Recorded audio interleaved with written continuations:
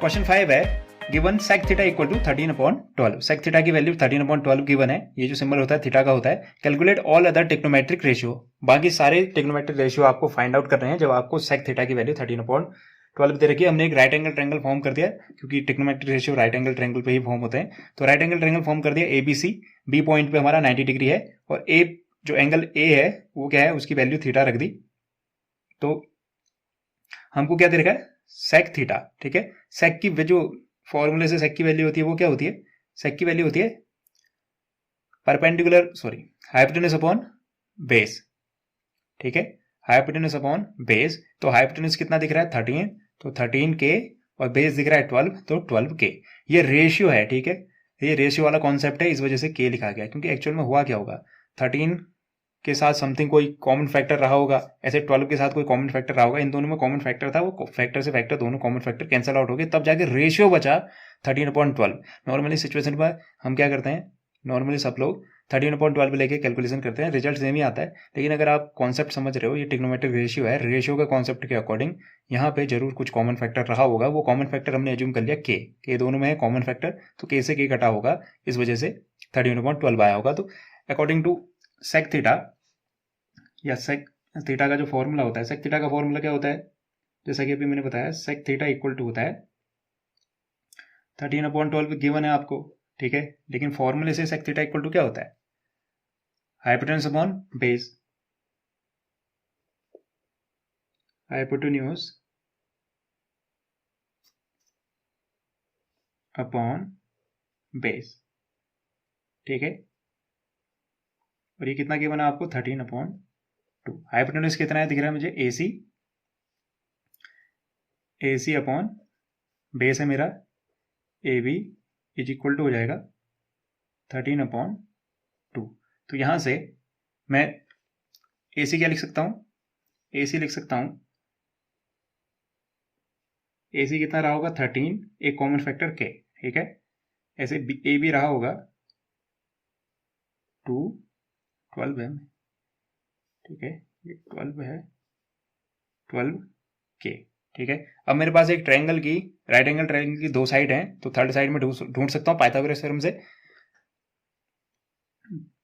By Pythagoras theorem.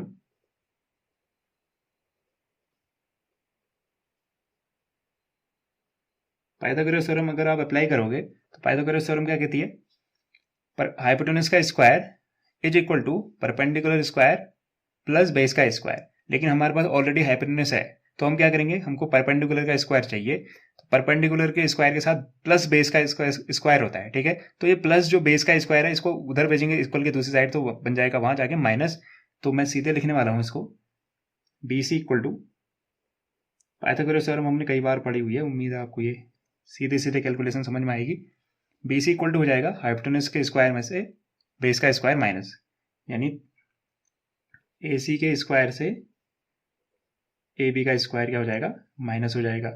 AC का square कितना है 13K, 13K का स्क्वायर, AB का है 12K, यानी 12K का स्क्वायर। सॉल्व करने पे ये बनेगा, 13 का स्क्वायर होता है 169, K का स्क्वायर हो जाएगा K स्क्वायर, माइनस 12 का होता है 144 और K का हो जाएगा K स्क्वायर। माइनस करने पे ये बनता है 25, तो ये आ जाएगा 25K स्क्वायर अंडर के अंदर। सॉल्व करने पे बनेगा 25 क्या बन जाएगा 5 और K स्क्वायर बन जाएगा K। ठीक है, तो BC की वैल्यू आ गई क्या 5K। हमारे पास BC भी आ चुका है और बाकी तीनों साइड हैं, तो हमको क्या करना है, बाकी अदर जो टेक्नोमेट्रिक रेशियो होते हैं उन सबको फाइंड करना है। फाइंड कर लेते हैं उनको।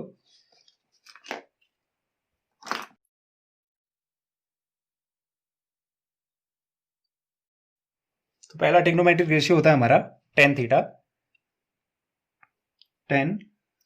साइन थीटा होता है। तो 10 लिख दिया है, तो छोड़ो इसको, यहां लिख देते हैं साइन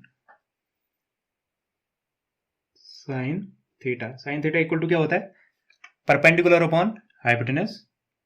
परपेंडिकुलर क्या था थीटा के लिए 5K, यानी BC, और हाइपोटेनस होता है हमारा हमेशा, हाइपोटेनस तो चेंज ही नहीं होता है AC, तो BC की वैल्यू कितना है 5K आई, 5K अपॉन AC की वैल्यू थी 13 के से के कैंसिल आउट हो जाएगा, यानी रेशियो बनेगा 5/13। ऐसे ही कॉस थीटा इक्वल टू होता है, साइन होता है परपेंडिकुलर अपॉन हाइपोटेन्यूज, कॉस होता है बेस अपॉन हाइपोटेन्यूज। तो बेस क्या दिख रहा है हमें, ए बी। बेस कैसे, थीटा के साथ का जो एंग, थीटा को फॉर्म करने के लिए जो साइड लगी होती है, ठीक है, थीटा को फॉर्म करने वाली साइड है ए बी, और ए सी तो हाइपोटेन्यूज होगी, तो ए बी क्या होगी, बेस। थीटा के सामने वाली साइड होती है परपेंडिकुलर, तो बेस है हमारा ए बी और हाइपोटेन्यूज है हमारा ए सी। हाइपोटेन्यूज कभी भी चेंज नहीं होता चाहे आप एंगल बदलते रहो, ठीक है। तो ए बी की वैल्यू थी हमारी पास 12K और ए सी की वैल्यू थी 13K। सॉल्व करने पे बनेगा ये 12/13, ठीक है। Finally tan theta equal to हो जाएगा, इन दोनों का अपॉन रेशियो होता है, sine theta upon cos theta होता है tan थीटा, तो इनको डिवाइड करोगे तो एसी से एसी कट जाएगा, तो BC अपॉन AB। BC क्या था आपका, perpendicular upon base, perpendicular upon base. तो कैलकुलेट करोगे आप, BC की वैल्यू कितनी है 5K और AB की वैल्यू है 12K। कैलकुलेट करने पे आएगा 5/12। ऐसे ही 10 के बाद इसी का उल्टा कॉट निकाल लेते हैं, कॉट थीटा इसका रेसिप्रोकल होता है, यानी इसको जब आप रिवर्स कर दोगे, रेसिप्रोकल कर दोगे, तो वो किसकी वैल्यू होती है, कॉट की, यानी इसकी वैल्यू होगी बेस अपॉन परपेंडिकुलर। तो सीधे सीधे ये आ जाएगा 12K अपॉन 5K। आप चाहो तो वैल्यू सीधे सीधे भी लिख सकते हो 12/5, ठीक है, क्योंकि ये क्या होता है, इसका रेसिप्रोकल होता है इसलिए। उसके बाद कॉस लिख लेते हैं, कॉस थीटा क्या होता है, कॉस थीटा होता है, कॉस लिख दिया ना मैंने, यहाँ पे सेक लिखना था, कॉसेक बनाए नहीं, काटना पड़ेगा।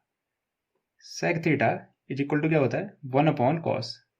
सेक थीटा होता है 1/cos, ठीक है। सेक थीटा कॉस का रेसिप्रोकल होता है, तो कॉस कितना आया था 12/13, तो सेक थीटा होगा 13/12, ठीक है।